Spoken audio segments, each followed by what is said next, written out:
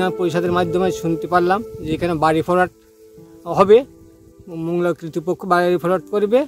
তাই আমাদের এখানে বিভিন্ন ধরনের সমস্যা ঘটবে, খাদ্য সমস্যা, ফসলের সমস্যা, জলের সমস্যা, মাছের সমস্যা, চারিদিক থেকে সমস্যা হবে। আমার এই জায়গায় 7 বিঘি জমি আছে, আমরা এই ধান আর 2-1 দিন পরেই কাটবো।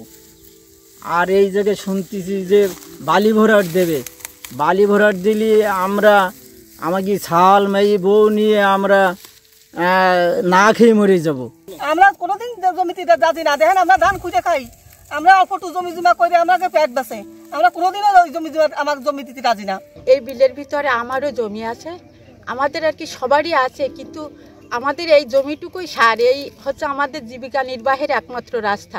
যদি এখানে এইভাবে কৃষি জমির উপরে বালি ভরাট করা হয় এবং কৃষি জমি যদি বালি চাপা পড়ে, তাহলে আমাদের এখানে অধিকাংশ মানুষ কর্মহীন হবে এবং এক প্রকার তাদেরকে ভিটে বাড়ি ছেড়ে এখান থেকে বসতি অন্য জায়গায় যাওয়া ছাড়া তাদের আসলে উপায় অন্ত থাকবে না। আমরা এই ধান আর এই সবজি করে খাই, আমাদের এই বাল বাচ্চা নিয়ে আমরা কিভাবে খাবো আর কিভাবে থাকবো, আর আমরা কিভাবে এই দেশে এই হলি, আর তার তো আমাকে উঠে যাইতে হয় এখান থেকে, না হয় আমাদের মারে ফেলান এর থেকে, আমরা যাবো কোথায়?